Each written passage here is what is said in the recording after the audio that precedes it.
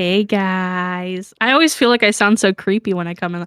Hey, Oh, hey. hey, You want to get into Vicious. my podcast van? There's candy and a lost dog. Lost. You know how like they tell us the kidnappers are gonna be like, "Hey, want to help Yeah. us find this dog?" Have you seen that TikTok that's going around right now? It's like, I'm your Uber driver. And the guy's like, I didn't order an Uber. And he's like, well, you got one now. And he's like, no, I'm good. He's like, oh my fucking God. And he's like honking the horn. He's like, get the hell in. And Oh my god. the guy starts walking away. And he's like, oh, actually, my dog's missing. Can you help me find my dog? It was so funny. Honestly, I don't want to age myself because I was growing up in a place of like original YouTube, and Vine didn't even really become so popular until I was in college. And I'm really not on TikTok like that. But that sounds hilarious. And by the way, I'm Rin, and this is Bish Oh, Dish. yeah. And I'm Rue as well. I'm a part of this too. You've started out. Oh, you just said, "Hey guys." Yeah, like a creepy creep. You should know us by now. We are Yes. sisters, and we are here to talk about a lot of tough topics. Welcome to Bish Dish.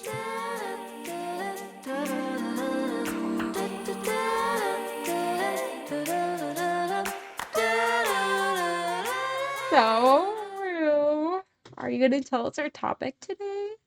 Our topic is school trauma with the faculty and with the students. Yeah, I feel like that's a topic that isn't touched on too much. Like, people talk a lot about bullying, but school related trauma is a lot more broad than that. And sometimes it could be a lot more teacher and education focused than you would like assume. Mm-hmm. So I think we really wanted to talk about the broad issue because I have a lot of personal stories, you have a lot of personal stories, and I'm gonna bring in some from like my husband River. He has some, and you met him last episode. So I feel like we can use those. We'll probably be more focused in that area, but we will touch on bullying. Yes. Yes, for sure. Fuck them bullies. So Not literally though. when it comes to personal stories, where do you want to start, Rue? Well, I think I kind of want to go in order. So like some of my stories, one of my stories happened in middle school and then the rest are in like high school. Okay, so And we I can we think can match for match in that area.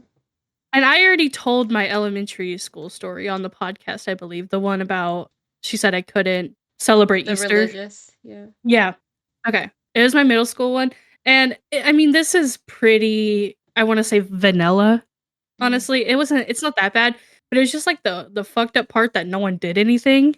So it's like kind of half bullying, kind of half the faculty. So basically, there was this girl, we'll call her Grace. She had been bounced around from foster home to foster home. So she was like very mentally unstable. Like she's kind of a weirdo. So one day we were having a silent lunch because I guess we were acting up or something. And she started whispering to me and I was like, shh, because I'm not gonna get in trouble, you know? So I told her to shush. And then she got mad that I told her to shush. So she grabbed my arm and bit it. Wow. Like a rabid dog bit the shit out of me.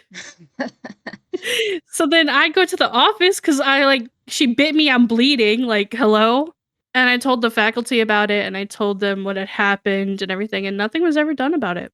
And she just continued. She didn't bite me again, but like she was a whack job, and I understand that like her situation was bad, so I can't really, be Yeah. mad at her about it. But I am mad that like I got bit and they didn't do anything. I feel like that's assault, bro.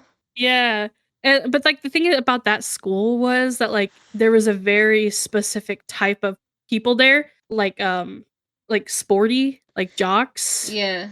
and like not I hate the word preppy, but kind of like that, I guess. And anyone who didn't fit into that quota wasn't anything to anybody, but like Yeah. almost the entire school fit that quota except for like a select few, Yeah. aka me and Grace. But like I just had a feeling that if I was one of like the popular people, like they would have did something about it. I feel that. That kind of reminds me about like that moment in Heather's after the first Heather was killed. The principal says, I'd be willing for the school to take half a day if it was a cheerleader. Yeah. Yeah. I Yeah. can kind of no, I can kind of heavily relate to that because I have a similar story. In middle school, that was probably the darkest time of my life, school related. Like I did attempt to take my life because of bullying and whatnot that was happening. And this was during the period where I was transitioning into an angsty teenager and I was wearing a lot of like hot topic type clothing or tattered black clothing, and mom neglected us quite a bit, so we weren't the best at having like well groomed hair and stuff. And I was getting bullied in every class I was in, mostly because I had like most classes with the same people, and a lot of teachers saw it. And because I was a neglected child, and because I was abused, and because of just the dark pit I was in, I would do it attention seeking behaviors. Like I would cut myself in class, I would cut my hair for money, just random snippets. Wait, So what? you didn't know about that? No.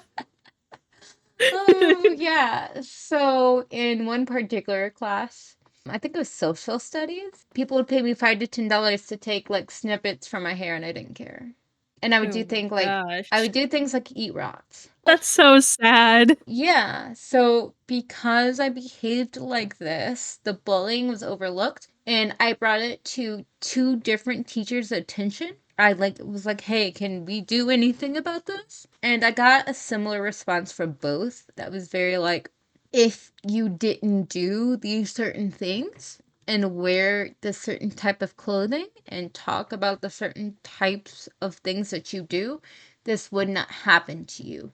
It was very, victim blaming. So I don't feel like that was appropriate at all. It made a lot of things worse, especially for me mentally, because it made me feel like, yes, I am the problem. I deserve to be bullied. I am worthless. I am worth less than these people who are doing this to me. Therefore, I deserve it. And that just, it didn't help. It made me spiral more, and I did more of these behaviors because I felt like, the middle school logic. I was even like threatened, like physically, by other students, and the teachers didn't seem to care. I mean, it happened in front of them most of the time. I understand that teachers have a lot going on. They have to look over a lot of kids, they have to create their own curriculum, they have a lot on their plates. But I don't feel like cases of neglect and cases of hardcore bullying and physical threatening should ever be overlooked. If there is a student who you see gets consistently bullied, who has signs of neglect, I feel like they should be the most looked after. I feel like there should be attentiveness there. A lot of neglected and abused children would not agree with what I'm saying. I wouldn't have back then, but I do feel like looking into their home life is important. And if they look neglected enough, that maybe certain departments should be involved. Like if they come to school every day with ungroomed hair, unwashed clothes, unbrushed teeth, and they have attention seeking behaviors and they do things like cut themselves in class, I feel like involvement is absolutely necessary. That's a lot of things to ignore.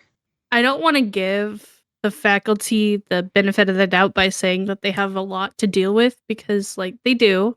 But at the same time, like, they know that that's what they're getting into when they get a job like that. And if they can't handle all of it and also being there for their students, then I don't think a teacher is a right fit for them. I do, in this case, kind of want to be devil's advocate here, just because teachers are underpaid and overworked, and I don't think a lot of the time they know exactly how much they are getting into. Because I feel like if they did, they would not go after that type of job. A lot of them go into it as either a secondary option, like they have degrees like history degrees, art degrees, math degrees. where they were hoping to be something else, but then the job market was too just too much. There were too many people fighting for the same jobs and there wasn't enough jobs.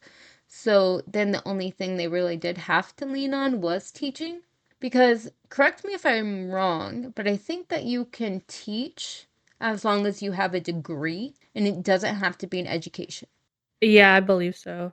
So you got those people who I feel like are more responsible, but then you have the ones that are truly there to help, but then they realize they're in over their heads and they give up after a while. A lot of the time, they have to spend their own salaries on school stuff. They probably become extremely disillusioned. And I feel like that isn't much of an excuse, but at the same time, they are human, they are flawed, and they're struggling with their own lives. Some teachers, it takes over their lives completely and it starts to affect their family and their Hmm. marriage and how attentive they can be to their own kids. I Like, think that's why a lot of people like that don't have like aren't married and stuff because they're completely washed into their work. Kind of like workaholics, like when it comes to mm-hmm. like teachers or like social workers or like Yeah. anything like that. I see a lot of the time like they're not married, they're not seeing anyone because like they just don't have time because they always are working. Right, they become like dog moms and stuff. Yeah. Yeah. I do feel like it's worth mentioning that teachers probably have their own trauma related to school. For example, my school was going through academic probation. They were on academic probation the Oh, final year of my senior year because we didn't have enough people graduating. Our scores were low, and so was attendance. they were just like basically handing out diplomas like please graduate. Just do this one small thing Yeah. and you can graduate, please. Yeah, I had a friend who couldn't speak proper English even though they were American. They got away with it in some instances because they were Hispanic and people assumed that this was their second language, but it was their first and only. He could not write it, he could not say it properly, and I don't know how, but he graduated. Like, they really were just handing it out. And attendance became like crazy threatening. If you missed like 8 days, it changed from like 12 to 10 to 8. You were being watched and eagle eyed and threatened. Isn't is the academic probation, is that over the whole school? Yes. But, like, you went to a really big school. Really big, So it yes. would make sense that people would be absent a lot because that school holds a lot of Mm-hmm. people. So I feel like they should have kind of like a new curve for, like, that I think scenario. it was probably percentage based. Oh. Yeah. Oh, okay, so they're not following every school with the same kind of Correct. gotcha, okay.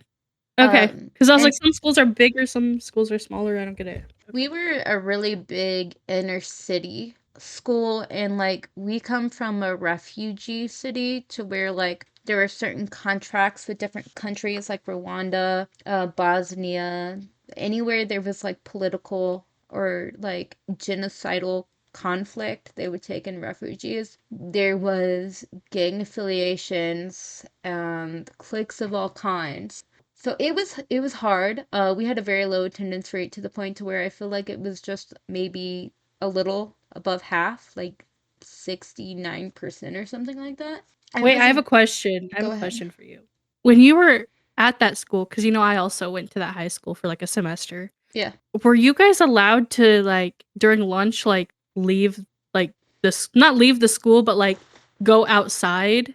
Like I know there was like this little area that was like shaped like a triangle that you could go outside and there was like little tables. I don't know if they had that when you were there. But like were you allowed to go out front of the school? So policy started changing gradually as I was there, as like the school board starting showing interest and then became involved. So when I was a freshman, there were some people who were allowed to leave and go to like Burger King, having cars and like having like Like the a, seniors kind of? yeah. That triangle was actually blocked off my entire, like, we weren't allowed out there the whole time. Really? Yeah. I'm not. I think it's because our school started in like the 1940s, 1950s, I think. Maybe even earlier than that. I really don't remember. Back when like smoking was a little more accepted, especially among like seniors. So I think it was originally like a smoking spot. Oh, I could see that. That's where I usually would go out there with my friends. We'd sit out there. I also have one more question that's like not really related to the topic, but related to your school. Yeah. How do you feel about them changing the mascot? So we did have a kind of racist mascot. We come from a city that is built on top of like a huge mass burial site of a certain ethnicity of people. They actually had to remove bodies of very significant people to that ethnicity at the time. They had to remove him and his daughter, and it was important to their local history, like those people were. And our mascot became him in particular. So when it comes to those types of mascots, at the time, I felt like it was almost erasing history. Like, almost as if they were trying to forget that part of history and they were just sweeping it under the rug. All things considered, I think that keeping representation of them was important, but not if it offended that community. I am not a part of that community. So I feel like I do not have a say. I feel like it's important for them. And I don't know exactly how it came to be, them changing it, who got upset, whether it was like, people with like heavy white guilt or if it was people from that ethnicity. I haven't actually seen many people of that ethnicity in our town. Like the only one I know is like our god sister. And like when we would go powwows out of city, there would be quite a few. Mhm. I don't know, and I feel like I it's not fair for me to actually have a strong opinion about it. I did think it was kind of lame. If they were to do that, I felt like it was important to somehow keep the historical accuracy of the town. There was a mass slaughter that happened. I mean, our town is named after the guy who, started the whole damn thing. So, I don't know. I don't feel like I can properly answer that. I was kind of mad. But I also felt like how they portrayed our mascot was inappropriate because they would use it was very I don't know if it fits into cultural appropriation. It probably does very strongly, but they just dressed a random track member who was wearing like basketball shorts in one or two garments with like a significant symbol that he held that was a nod to them. And that was just gross to me. I don't know. I had very complicated feelings. I felt like I wouldn't be as mad if they didn't. Like, maybe if they changed the town name from the offender to the offended, you know, I would feel Right? better about it. Because I don't want people to forget that history because we done fucked up. We did. We need to own that. As long as they're not trying to forget it, okay. You know? I always felt, especially with hearing what you just said, because I didn't know that about the mascot not actually being a whole mascot, just like a Mm-hmm. costume, kind of. Barely a costume. I always thought it was kind of like culture Cultural appropriation. appropriation Yeah. because, like, okay, like think about it. What is a mascot? What's a mascot's job? To represent. Okay, that's To not what I was. Well, like a to mascot, when hype you up a think of them, crowd. they're coming in, they're hyping up the crowd, they're making the crowd laugh. Yeah. Oh, It's kind of yeah. like comedic relief. Like if the team Yeah. is losing, the mascot comes out, makes everyone laugh. Yeah. See, our So, mascot wasn't used in the same way. We barely ever saw him, and when he did come out, he just ran in circles around the team. oh, Yeah. It was pretty lame. But at circling, least, never go mind. ahead. Never No, go mind. ahead. Because I'm about to switch the topic I back. was gonna say, at least you knew what your mascot was because remember the high school. Oh my What the fuck was gosh. that thing? It I was literally had just no a clue. blue blob. Like what?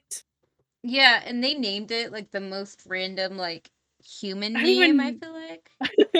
I don't even know what that is, like, I've I didn't looked know what it was. so many times trying to figure out what it is. I wish I could have been like an overseer, like a fly on the wall when they were like brainstorming. Right? 'Cause like I don't know how they got there. I just don't. So, anyways, I'm going to double back and go back to your original question because when we were on academic probation, so it went from freshman year, we were able to be free, to a point. We were able to be anywhere we wanted in the school pretty much in the morning and also during lunch. Like during lunch, you had the ability to go to the library. You had the ability to be just about anywhere you wanted. Then in my junior year, they started locking things up. Like you could only stay in one place of the school during these times. You couldn't go to the library, you couldn't go outside. It gradually felt like prison, and not just for the students. This is kind of why I'm speaking on this because teachers started feeling threatened. It got really bad. My last year was kind of the year that decided it all, whether we were going to close, because we were looking at being closed, just like a school before us did, which I don't know what would have happened to our city if we would have done that, because we took on half their students and we couldn't breathe. And we were a huge school. We had like classes of like 40 to where teachers couldn't possibly control all of them. And we had very rowdy students because, we had a lot of inner city people from all types of ghettos. Like, we are from like a white trash ghetto where there were like, you could get meth, you could get weapons. You could get bootleg porn. There was like the KKK hub, like 2 streets down from us. One I will probably bring up because there was a traumatic instance that happened with a daughter who was the daughter of like the head of the KKK in our town. So it was hard to possibly control all those students. And every teacher was told at the beginning of the year that this could possibly be their last year, that there was going to be a complete remodeling of the teachers, that they had to be on their A game because it wasn't sure that any of them would meet the next year. A lot of teachers started transferring immediately. The school board would come in, and it was pretty heavy. It was like twice a month. They would do these things called snapshots, where teachers would be teaching and doing their thing, and randomly, without them knowing if it was their day, 3 people from the school board and the principal would walk into random rooms and they would go to each corner and they would look for people with their head down. They would look for people who aren't engaged. They would pay attention to the teacher's teaching style, which is rough because when a group of people comes in like that, like your bosses come in and their bosses come in, you're going to be really nervous. You're going to be stumbling. You might even forget what you were saying. So it was rough. And at the end of the school year, every teacher had to plead their case. They would bring in work from their students to show what they've accomplished and what they taught them. And they would plead their cases on why they should stay, why they should be rehired. I remember after one of my teachers did that at the end of the year, they came to the class crying and just trauma dumping on us. They didn't know if they would come back. And this was a teacher who I believe might have had tenure, though I'm not quite sure. I don't know if it was a question of them being demoted or transferred or just straight fired. I don't know, like, the laws and restrictions around that, but they have been there for 10 plus years. They taught the regular classes, the AP classes, and like the college classes. They were also teaching at a local college near us. So they were teaching in both places and they were able to grab the curriculum from that college and teach it to high schoolers so they would get the credits. And she was just bawling her eyes out. She was crying. Like she spent 15 minutes crying. So teachers do have their fair share of trauma. I've seen it, and I wouldn't doubt that there isn't bullying among the teachers. I mean, that their staff room has to be lit. I know that they Mhm. be like talking and gossiping about their own students, so I couldn't hold it past them that they do the same to each other. So I'm sure they have their own level of trauma and stress. I mean, I've seen it. And I know that my experience isn't everybody's. I know that like I've never talked to another person who told me that their school also was on academic probation. But yeah, teachers have their own cases and their own worries. I'm sure there's tons that I'm not even aware of. You have to be a teacher to know. Real quick, I want to mention that students also bully the fuck out of the teachers. I was one of them. So bad. I'm I going to had be this open. I had this teacher and she was a great teacher. She was my senior year English teacher. And I had the option to go into AP English or regular English because, English my strong suit. Right. But I was so terrified of not graduating that I just joined the regular to go easy on myself. Mm-hmm. And boy, did I regret that because the motherfuckers in this class were the most immature little bitches I've ever met in my entire life. And I'm like, we're in 12th grade, you know? Right. But one day they were just being really mean to her and she left the room. She stormed out. She cried it out. She came back. You could tell she was crying. Yeah. And then she, this is kind of funny, but then she started blaring Evanescence. Oh, I love that. Yeah. I was like, I love her. I love her as a teacher so much. She was one of my best teachers I ever had. But like I just felt so bad for her. Yeah. Okay. I have to be open. One of the biggest things I stand for in my life is transparency, ownership, and authenticity. And I feel like it's important for all of us to admit our mistakes. When we were young, our mom was very opinionated. She was very liberal, and she nailed certain issues in our heads and encouraged us to have our own opinions on them and to be very loud and like standing on them.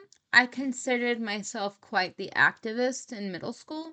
And yeah, I mean, mom would take us to like picket fence protests and stuff. Yep.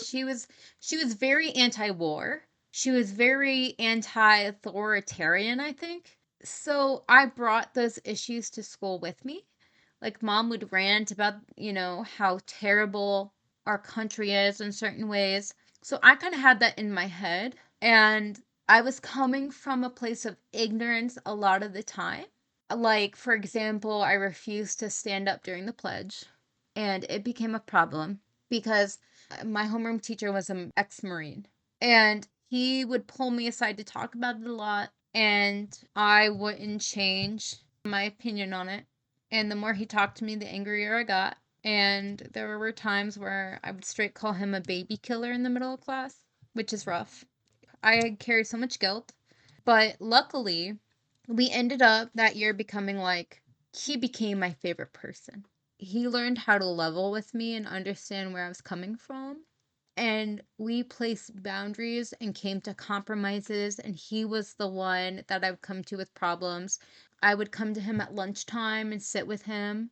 He was bullied heavily by all the students, which is what made me feel safe in my own place of bullying.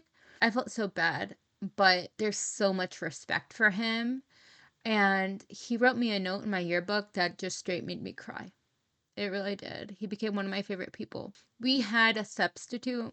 Oh, God. Little me. I thought I knew everything.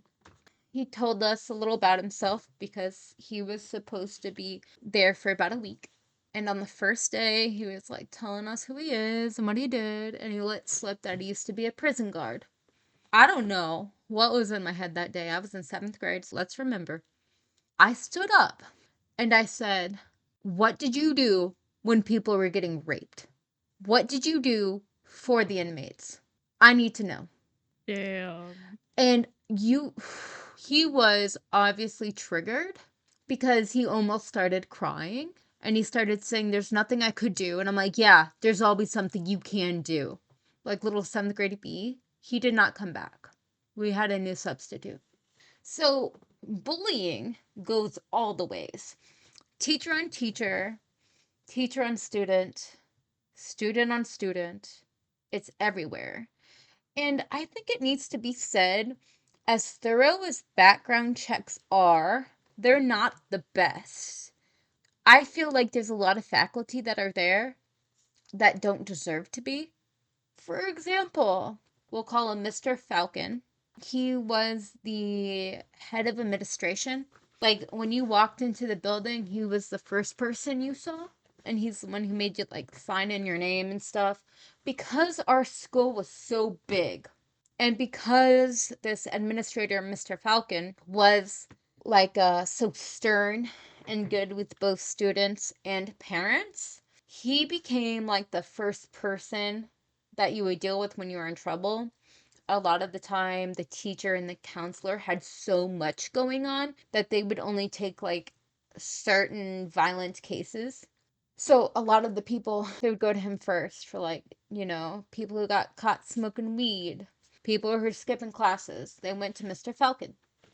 2 or 3 years after I graduated, I got sent a newspaper article, and it said that he ended up being arrested for methamphetamine manufacturing and distributing. Oh my god. I know. So the people who were calling the school cops on the weed smokers were wheeling and dealing the methamphetamine. Oh my god. Oh yeah. That's Uh yeah, isn't that wild? I want to go back to middle school and people not really dealing with certain issues very well, because this one is important. I think it's very important. It just came to my brain and I feel like it deserves its spot here. So, I had like a love-hate relationship with a guy in my friend group. We It was weird between us. He would tell me that he liked me sometimes. He really had a fascination with my female friend in the group, and she didn't like him at all. So when he felt rejected, he would come to me, but he made me angry a lot. So we tolerated each other, and it was weird. It was complicated. We got in a fight one time. I don't remember what it was about. It was probably stupid, but I ended up throwing a chair at him. Whole ass chair. He is on my Facebook and he reminds me every year. He puts like a comment like, "You remember when you threw that chair at me?" Now, I didn't do this in a secret place. This was in the commons of the school. Everybody saw this. There are like a large amount of faculty witnesses. I don't know how many. They ended up talking to him, and he was pretty cool about it. He said that he did provoke me and he doesn't blame me. So what they did is they ended up putting us both in a room in the office, and then they walked away. They closed the door and left us in there, which I don't think, especially in violent cases, is appropriate. And they told us to talk it out. Your friends, talk it out. In the room, he ended up kissing me. And it pissed me off even more. But I knew that if I did anything, like I wanted to punch him in the face. I already had issue with him. And the last thing I wanted is a fucking kiss. He kissed me. Now later on he did like apologize and he said, like I had feelings I couldn't handle, whatever, but I don't think it was that. But, like people make mistakes. He was young. It was just a kiss. But I was like, "Hey, when we were in there, he kissed me. Like I wanted to punch him in the face, and I didn't, but I feel like that's not appropriate." Somebody talked to him and they just kind of giggled it off and was like, "Oh, well, he just has a little crush, and that's why you guys are fighting, because you have." Ew. I felt like that was gross, because what if it was a person who would have acted more on things and you just swept it under the rug? It was like a warning sign. I felt Mhm. like I never hung out with him outside of school, especially because of that. Like another male person in our friend group and the female in our friend group, the other friend, because it was like a group of four, two guys, two girls. Everyone would hang out together, except we excluded him. They would hang out separately with him, but if I was there, I wouldn't show up if he was there. Like, the other girl in the friend group even had to disinvite him to her birthday party because she wanted me there more than him and knew that I wouldn't show up if he was there. Because I did not feel safe with him anymore. And that might sound crazy because it was just a kiss. But I was very, very upfront about the fact that in the moment I couldn't stand him and my boundaries were already pushed, which, led to me throwing a chair at him. So for them to put us in a room and then walk away, and then him to further not even care about my boundaries, not even care about the fact that I'm still angry and like I didn't ask for it. I didn't give any indications that I was okay with it. I don't know. I just felt like that was gross. I really truly feel like that was gross for them to just giggle it off, you know? Yeah. Yeah. Me too. Cause like I just think the first inappropriate thing has to be them putting a guy and a girl in a room alone together. Oh yeah. Because I'm Especially not saying like you guys would go back there and make out because the circumstances, but I'm saying like the guy could be aggressive, in this you know? case. Well, I think the thing is, in this case, this particular guy is has never been aggressive. He's just been kind of offensive, but he would always be offensive in a non-aggressive way. You know? He would verbally pick on or Well, everyone verbally has to provoke. have their first time though. Yeah, and that's true. And he was a really big guy. I was the angry aggressor, and I was a lot smaller than he was. And the way he talked to the faculty, I felt like they felt, very comfortable because he admitted his side. He was apologetic. He did feel like I reacted that way because of something he did, and he was open about it. So I felt like they felt safe in that aspect, but also that's kind of gross again because I was physically aggressive. I threw a chair at him. I picked up, even though I was smaller, I picked up something that could be weaponized that was pretty heavy, and I threw it at him in public. Right? So, what is stopping me from doing it again in a room with chairs? Like I could. They put chairs in the room There was too. 6 chairs, and there were They wanted you to do that shit again. They were probably watching in the camera, they were giggling. probably betting, placing bets. It was like a conference room, like for teachers. There was 2 tables that were pushed together to be one long table. So I could have even pushed a table at him, like blocked him from being able to escape, and just like whacked him the crap with these chairs that had still legs. What was stopping me? Right? Like I wasn't so aggressive. I Yeah, did throw I'm a like, chair at maybe they him. didn't need to worry about him. They needed to worry about you That beating I feel him. like, yeah, they probably should have. Yeah. I was an abused child who I wasn't often physically aggressive by any means, but I did throw a chair at him. Like that's pretty bad, I feel like. They shouldn't have left us in a room with chairs and they shouldn't have shut the door. But yeah, Okay, so I got bit in middle school and you threw a chair in middle school. I did. I also cut my hair, ate rocks. I did all sorts of stuff. Middle school was a wild time, huh? Yeah. So I feel like there's so much more to be said on that topic, but we should definitely talk about student on student bullying because that's probably the most traumatic.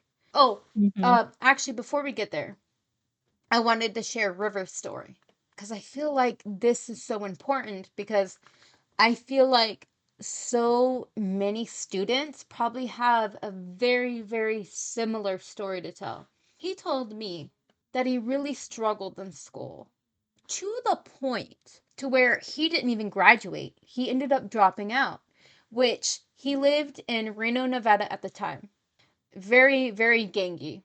He moved away a little bit after, like in his early 20s. It was very normal for people in his area to drop out at his age, and he was almost encouraged to do it. He had to later go in and get his GED, which he did, and now he makes more money than I feel like than the average guy.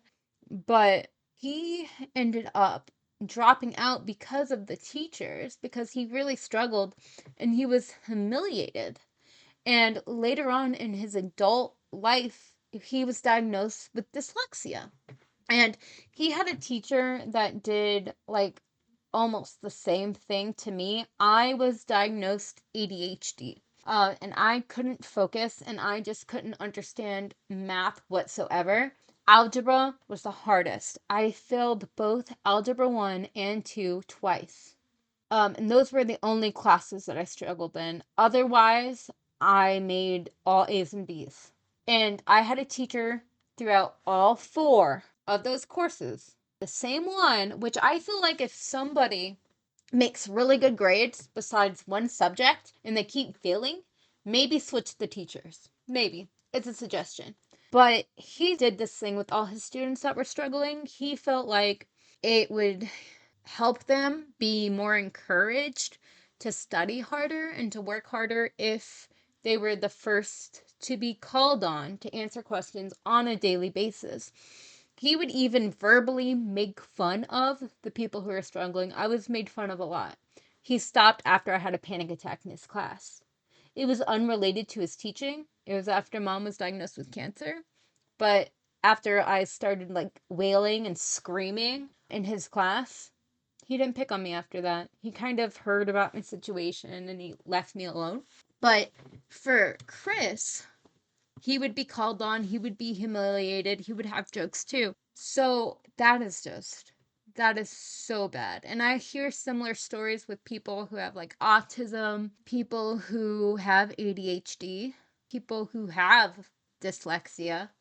So, as a teacher, I feel like that's not probably the best way. And the better way would be to either line them up with some kind of tutoring, offer to tutor them if you can. If you can, just kind of pay attention to their particular learning style. But humiliation, I don't feel like is at all appropriate. That is teacher on student bullying, in my opinion. Mhm. So, anyways, let's go to student on student bullying. There's a lot to be said, and I don't want this episode to be like 2 hours. There's a lot. Like, I was bullied quite a bit. I knew that you were bullied in some schools. What are the biggest instances that stick out to you? Okay, I struggle really bad with dissociation. Oh, me too, yeah. And a lot when I was younger, and I found out a lot of kids start to dissociate because their It's parents abuse survival. them. Yeah, it's a Yeah, survival I didn't technique. know that. When I was beat, So, I would completely dissociate.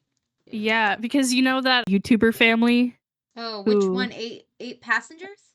yeah, and they were, like, showing old clips of her videos, and it would be, Yeah. like, her yelling at her daughter, and you could just tell her daughter was dissociating the whole time, Yeah. and it was really sad to see. But anyways, so this happened in high school, by the way. I struggle with dissociation, so sometimes I'll just be looking at a wall, you know? Yeah, same. Especially if I'm, like, waiting for the bell to ring. Yeah. So I was doing that, I was just looking, and this group of girls thought I was looking at them. Oh gosh, would they be like boo, Yes! boo, or the Yes! whole boo T call, don't call me like. Okay, maybe not that, but no, but then, like, they thought I was staring at them because I was, like, in love with them. Bro, there were times there. Okay, so I would dissociate at lunchtime a lot, especially if I was sitting alone. And there was one particular time where I was eating a hamburger. And I didn't realize because I was completely dissociated, but I was glaring at a certain guy. Like I hated him. And when I came to, I realized he was terrified and staring at me the whole time. And like thinking about how I probably looked like slowly eating a hamburger. And I didn't eat hamburgers like a normal person either. I like rotated them and ate them from the outside. I would like rotate this burger really slowly and take very slow like chews and but yeah, okay. They thought you were in love with them. Like Yeah, or, like, I don't know, obsessed with them, like, had a crush on them, I don't know. But, they started being, like, casually mean to me in class, I didn't care, like, they sat, like, diagonally in front of me, yeah. and I didn't really care because it was a computer class, so I just focus on the computer, I don't really care. Put my music in, I don't care. But one time, I was walking in the hallway, and they crowded around me. Oh no. Like this whole group of girls crowded around me. I was looking down at my phone while I was walking because I was like, school was over, we were getting ready to leave.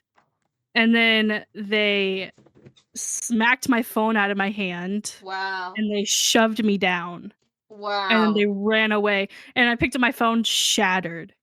Wow. Yeah. Did you tell anybody? Like the faculty? No. Like, No, because no one would have cared. But there should have been cameras there. They could have saw it. But they did it in a way where it looked like they just accidentally like it was fast. Like yeah. it looked like they accidentally just bumped into me. Yeah. But that's not what happened because they surrounded me. And then they didn't bump me and then my phone fell. They smacked my phone and then I fell. Wow. Yeah. So but I mean, could have been a fight if I fought back, but I'm a weenie. Okay? I don't fight. You were very submissive and fawny growing up. I think a lot of the abuse that you've seen made you very subtle as a person. Like you were Yeah. shy and Yeah. yeah, Because mom would be like, "I want you to remember this," when she was beating you, making me watch. yeah, And so I did, mom, I did. It's the only yeah. part of my childhood that didn't black out, but yeah. Yeah, you probably remember it more than I do. I remember plenty. Like the particular time you're talking about was one of the most traumatic for me because it was mom went like full on gang on me. Like she had me Yeah. on the floor kicking me everywhere in my face and Yeah. in my ribs. Yep. Is that the Yeah, day that she dragged you down the stairs? yes. Yeah. Yeah. I think that's By the why I hair. ran out of my room because I heard that. And then that's when she saw me looking, and then that's when she said, you know, One of the few instances where you were really affected to the point to where you were trying to comfort me and then I needed to comfort you. Like yeah. it was intense. But yeah, that's awful. I feel like the students who do bully, they pick the weak ones and the cliques are crazy. Like we lived, inner city and the cliques would click up to the point to where a lot of like cliques from certain ethnicities would encourage each other to pick out a weak white chick to beat. It was like initiation. That Yeah. happened a lot in our own neighborhood. It's really scary. In our neighborhood, remember, I'm going to bring back the KKK house. Mhm. So, when I went to what do they call it? Freshman orientation when I was going into high school. I made fast friends. One of them I didn't know at the time lived in our neighborhood and was the daughter of the head of it all. So we were really good friends until she found out that I liked women. Then I heard from her brother Bear, who dated one of like my friends eventually. Her father told her to jump me.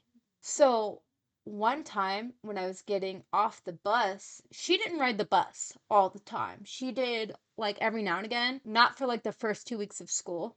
So that's why I didn't know she was in my area until she started riding my bus every now and again. And she had a clique of a few girls that also rode the bus. So when I got off the bus one day, they tried. They didn't succeed because our bus stop was right next to like a store, and I ran inside the store until they left. So, yeah, it's scary. Bullying is very often physical, but I feel like the more traumatic ones can often be mental. The long, drawn out kind of torture, especially amongst cliques, inside the clique and then outside the clique. Because Mhm. a lot of the times when you are in a clique, you're a target. Like there's constant rotating drama, you know? This is not technically school related. Oh, it kind of is, but I didn't go to school with these girls. They were in our neighborhood. And I don't know if you remember this. But my best friend who lived across the street. With the brother who was a drummer and had a crush on me. Yeah. And then there was two other girls that were friends that lived in our neighborhood. And we were all cool.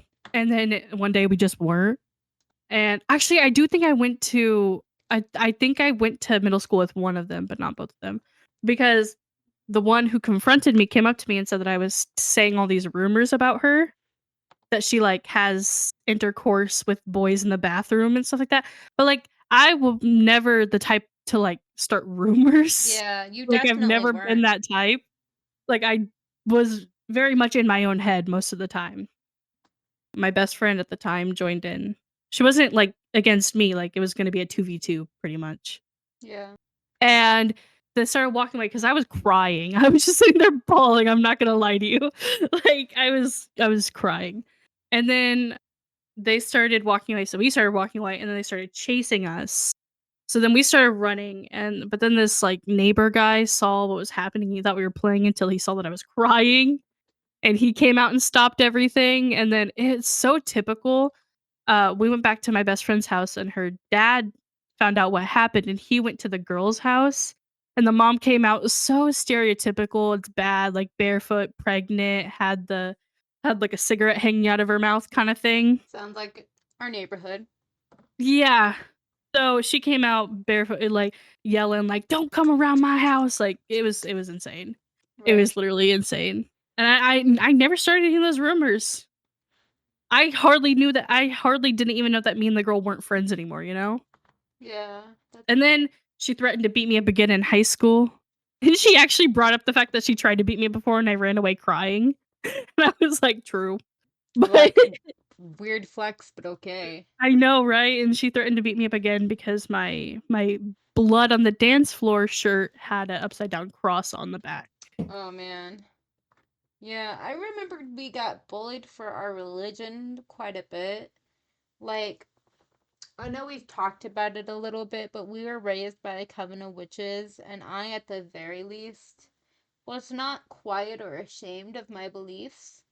So, like, there was a particular guy who was, like, on the basketball team who I went to school with since elementary school.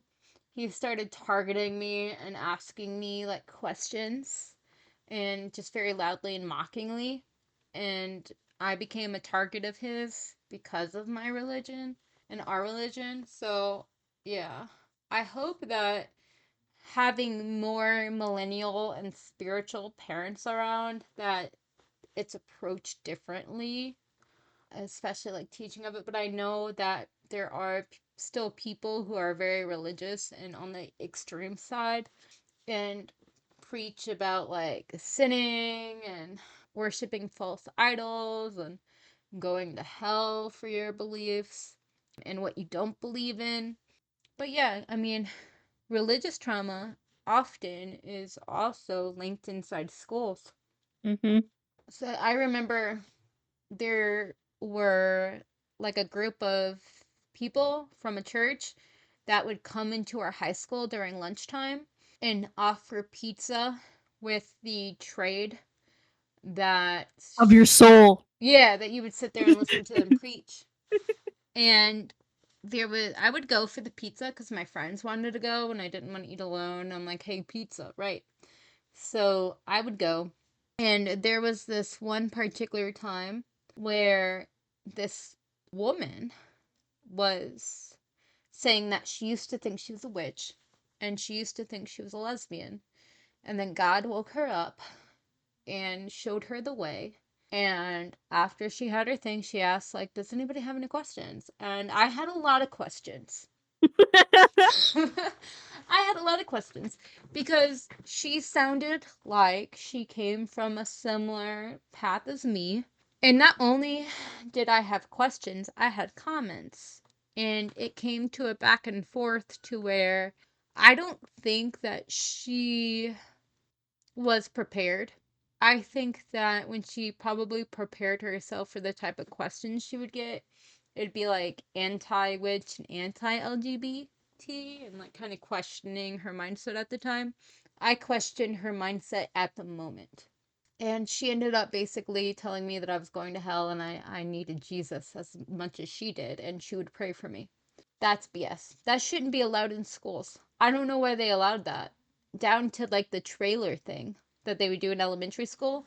They'd send you a waiver to your Yeah. parents and like The thing is, though, I wanted to go on that trailer so badly, but mom never signed the waiver. Mom I let just wanted to me. go because all of my friends were going. And I like even asked mom, and she's like, "No." they would offer you to leave the classroom and not be involved in curriculum and not have to do anything too heavy. So it seemed like a better option because if you didn't go, you would be like working on schoolwork or like reading a book, and it was rather boring. Mom let me go until I started coming back, with things I was being told, and that's why she Oh, didn't let that's you why go. she didn't let me. I ruined it for you, You just like I ruined bitch. everything. I know it. I'm sorry. I snitched. But yeah, a lot of things about school are traumatizing. Like I said, teacher on teacher, teacher on student, student on teacher, student on student. You know, something I never understood though about school, why are all the history teachers coaches to like some sports team at the school? That's solid. That I is solid. don't understand it. Like every single history teacher, one for the soccer team, one for the baseball team, one for the girls volleyball. I'm like, what the hell? Yeah. No, that checks. That It's checks. so confusing. Like a Y- certain type of people as history Yeah. teachers. Like I don't. Maybe they like to tackle on as much as they can. LOL, tackle. Get it? I know I was like quite literally, no pun intended. I do feel like because of the way we are headed news wise, fact that it become so like almost expected, normalized because it happens so much now. We see it less and less on the news, even though it still happens. And it is traumatizing to everything, to everyone, parents, teachers, students. Let's talk about the threat of school shootings and bombings. Ooh. Because even if those things do not actually happen, our kids now go through drills. We did have threats when I was in high school. Someone did bring a handgun. They kept it in the trunk of their car. We did have bomb threats, especially in the senior year. I think all these happened in senior year. We had Oh, I suicides. just sorry. Go ahead. Sorry. No, no, no, no, I'm sorry. No, we love cutting each I other off. I That's what we just do. realized that I have a story on this too. Oh, you tell it. Tell it all. Okay. So this is a doozy. This is a weird one. So, in high school, the same high school, same year that I got pushed down, I had a friend group and it was my best friend and then a guy that she dated for like a short period of time and then they realized they were just better as friends and then a couple and then I think that's pretty much it. Who was and then this other girl. So there was this other guy. We'll call him Gabe, and he was obsessed with the guy that my best friend dated for a short period of time. Okay. And he hated our entire friend group because he was in love with that guy. And we were friends with him and he wasn't because he was weird and no one wanted to be his friend. So Oh. what this guy did was he started making fake Facebook accounts of everyone in the friend group, adding us all so we would think that it was our friend messaging us and not Yeah. him. I mean, like, hey, I made a new Facebook. Send me nudes. I don't know. So that happened a lot. And he would post statuses and message us about how he was going to sexually assault all the girls in the friend group and then Wow. he was going to either bring a knife or a gun and do that to us. And this went on for so long. We told the school, we told cops, like no one was taking it seriously. Yeah. And like I was pulled down to the office multiple times, had to log into my Facebook, show them the page, show them the messages, like crazy amount of stuff. And then he put a date on it and he said he knew all of our classes, like he knew all of our schedules. And then he told me where I would be during that time. So I'm Wow. guessing he did somehow know our fucking schedules, or at least mine. Yeah. And I don't know, maybe we had a passing class or something. I don't know. But Hey, he could have made an effort to find out, just to be scary. Stalkers do that. You sound like right. a stalker in training. Yeah. So he told us a date that he was going to bring a gun to school. And we told the office again. We told the cops again. And they were going to have police on standby that day. They were going to have police there. And they were going to like check his bag or whatever. None of us went to school that day. Anyone in the Oh. group, like everyone's parents kept them home. Our godmom straight up looked at me and was like, "You're not going to school today. Like, you're crazy if you think you're," because I was dressed and everything. I um, remember hearing about this. yeah, and he didn't bring a gun to school. He was lying, which we kind of all figured, but to be safe, you know, Yeah, for sure. because you never know. You literally never know. So yeah, and that was insane. That was terrifying. But it just pissed me off that the school didn't take it that serious. And the police said they couldn't track him because he was using a computer at the library. But I feel like, you know, people sign on with their library card and stuff. So I feel like if they actually tried, they could get the times and see who was on that computer. I feel like that's a thing that they could do, I but didn't they didn't. that's crazy. I didn't even think to touch on cyberbullying because it truly is such a bad issue and just kind of like reminiscent of yours. I There was a case that I heard about, a girl who was very much bullied online and brought it to school and ended up committing suicide. There's cases where students actually murder other cases as cliques and by themselves, and it's, beforehand it's not taken seriously by faculty. Cyberbullying is bad. I grew up in the era of MySpace. It existed, but it wasn't as bad. Parents, be watchful. Kids have a problem with really talking about their school. Like, I feel like it's a common phenomenon, and it happens with my kids too. You're like, how was school? Good. What'd you do? I don't know. What'd you learn? Teach me something. I don't remember. It's very hard to get information out of them, but if you watch for any subtle changes or any distress after they come home from school or are online, I feel like we need to be really attentive of that. That's very important because Mhm. physical threats online or in person should be taken seriously. I mean, we see this on the news. There are Mhm. people who act on things. Luckily, that didn't happen to you, but they Mhm. act. And it traumatizes everyone. The news has traumatized everyone. It's a regular thing for teachers to come to school with guns. And like even teachers with guns during these things are hesitant to shoot because they're not shooters. They're not killers. A lot of them are unpracticed. So, Wait, wasn't there a big debate recently over teachers having guns because of there was like a bigger school shooting that happened not super recently, but like a year or so, yeah. 2 years ago, Yeah. and everyone was debating if teachers should be allowed to like Yes. have weapons. Yes. Yeah. Definitely. And I believe that people still talk about it now. It's kind of freaky because my son came home one day and told me about a drill he had about school shootings. And not only do I think those kind of things happen for the kids, but I wouldn't put it past school boards and schools themselves to do their own drills for teachers. And the fact that we live in a day and age where those are absolute threats and conversations like teachers holding guns should be had, it's scary. And like I said, it's traumatizing to everybody. Yeah, it's really Everybody. scary that they have to like prepare for those things nowadays, you know? It But we is. had a lot of lockdowns in my middle school, like a lot of lockdowns. But it was because our middle school was right across from a mental ward. Yeah.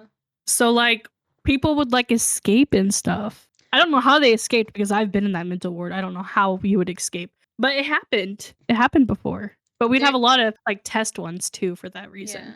I remember a couple times that happened in my high school. One, there were parents that were going through a divorce, a nasty divorce, and the dad was heading to the school for his child and texted to the mom that he did have a gun and he was willing to harm to get to the kid. We were on lockdown. Oh We were absolutely, shit. yeah, yeah, That's terrifying. yeah, it was definitely scary.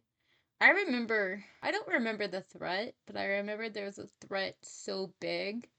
I think it was a school shooting threat that was going on around online. There was like pages made for it. And I think there might have been like notes left around the school. Kind of like this probably inspired by Columbine. How, there were messages going around and like hints of what was going to happen. Mhm. It aired on the news or something. The teachers gave the kids a choice to leave, and a lot did. I did.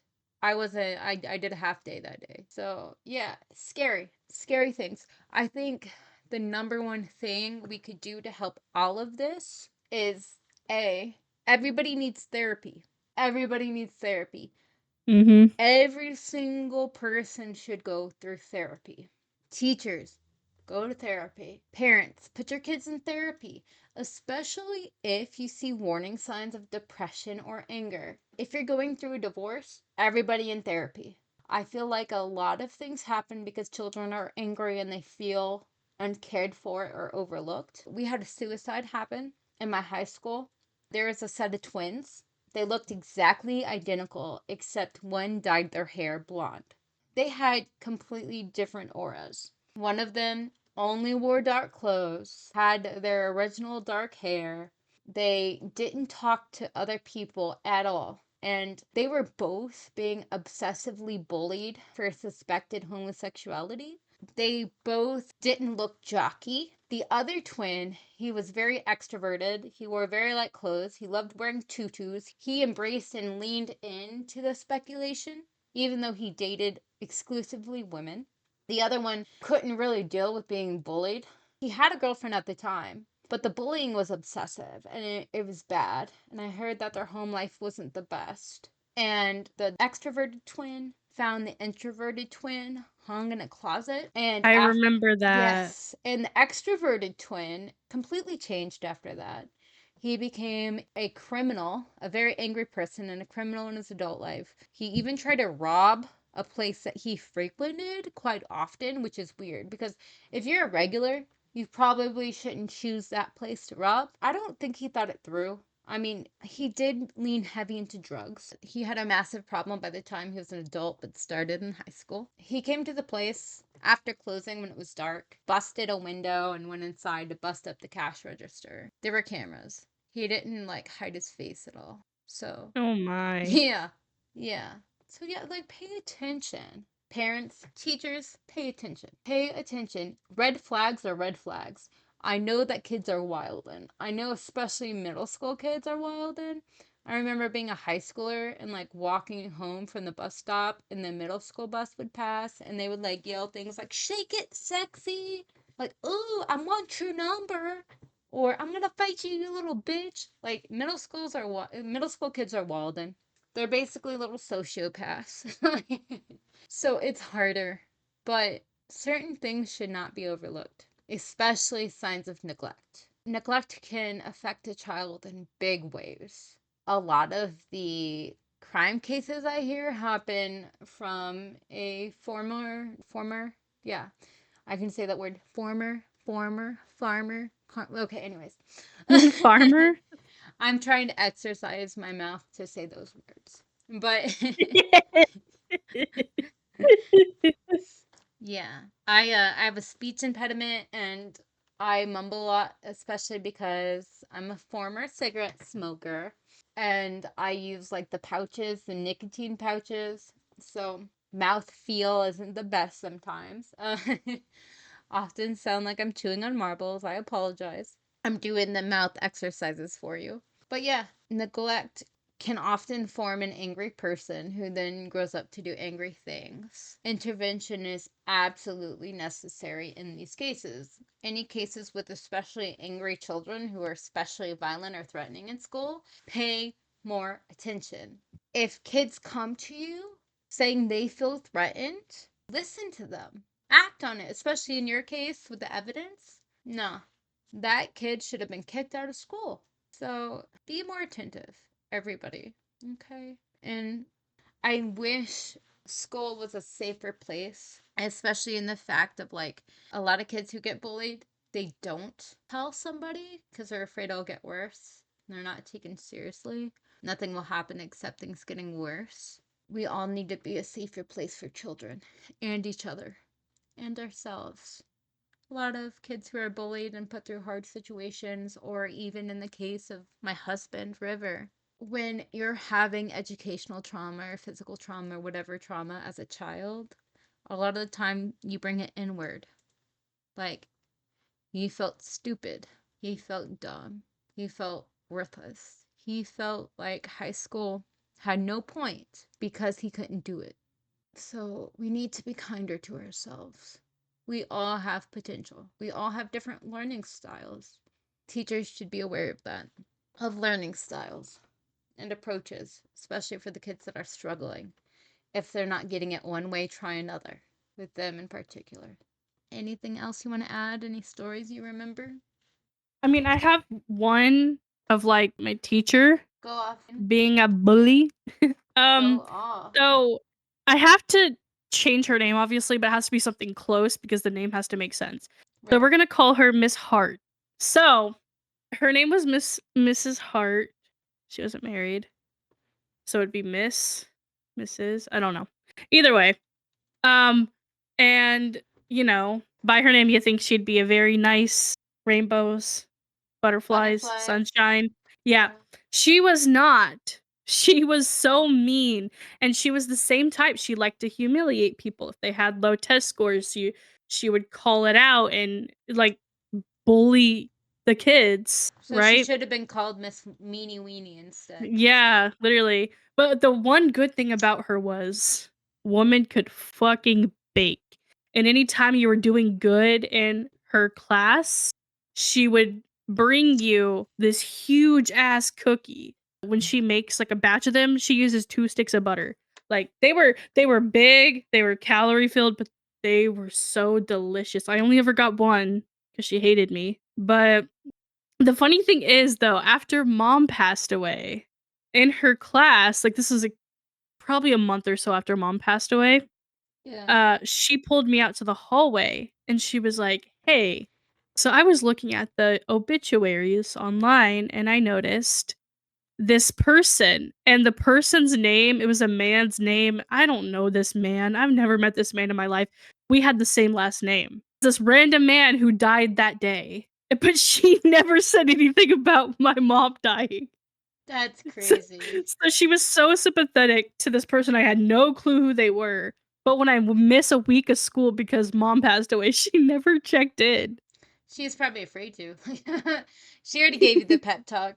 I got one more story, and I feel like this is appropriate because it's students bullying teachers. You did teacher bullying student. I'm going to close off on a student bullying teacher. Okay? This one's Perfect. particularly bad. It was my junior year of high school. It was Spanish class. Our Spanish teacher, she was a very Ebonic speaking black woman.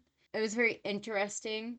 Like, she would go from like perfect fluid Spanish to like broken English and like certain slang that kids were using. She was particularly mean and strict sometimes. Sometimes. I think she might have, like, maybe home affected her school life because sometimes she didn't care and sometimes she would be unpredictably strict.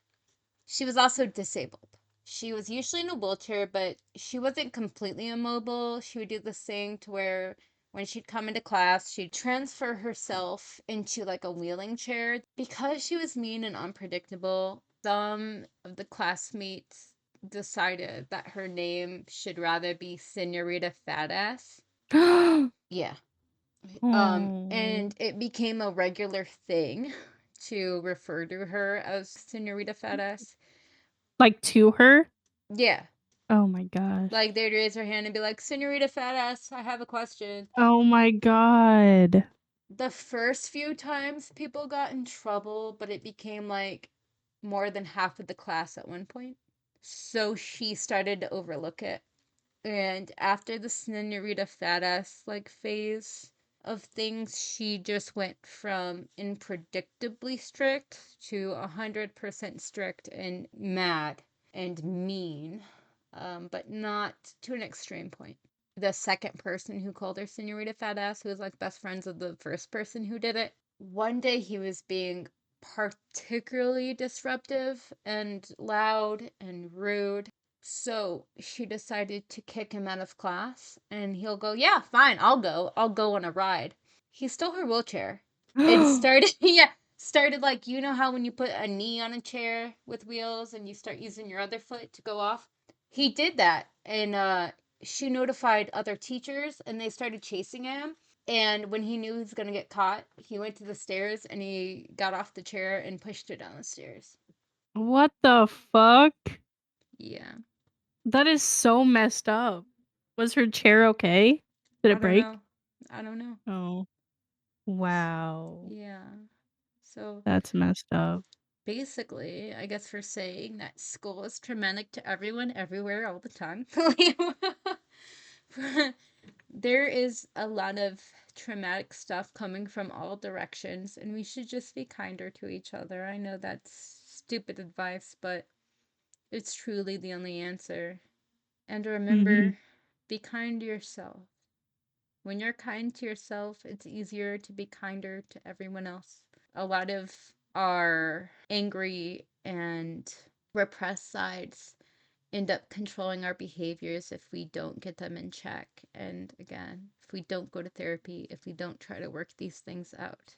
Be kinder to yourself, be more aware of each other, especially teachers, be aware of your students. Students, if you notice student on student or student on teacher bullying, I know snitches get stitches, but the only way to stop things is to talk on it. That's a hard one. I know it's bad advice because a lot of things start getting worse after acknowledged. I don't think there's any real advice here except for teachers be more aware. We need something to change. I don't know. Maybe nothing can change because humans are animals and animals can be vicious. I don't know. But yeah, education is traumatic. I don't know if there's any way of stopping it. All my advice sounds stew and eye rolling worthy. Do you have any advice, Haru? If I was an animal, I'd be a cat. Oh, an apex predator, so you're the problem. Yeah. If I could be an animal, I would be a sloth and I would not be a threat at all because I would just be chilling.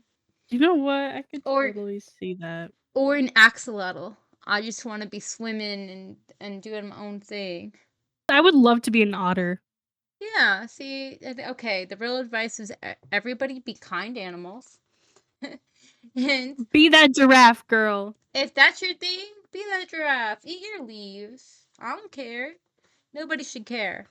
Be you, even if you're a giraffe or an axolotl. And on Or a that note, polar bear. or a polar bear, like your mom and your dad. Stop. Stop. I didn't think about that. I was just thinking about when I went to the zoo. That was the first time I ever saw a polar bear IRL, and they were adorable. And also related to you.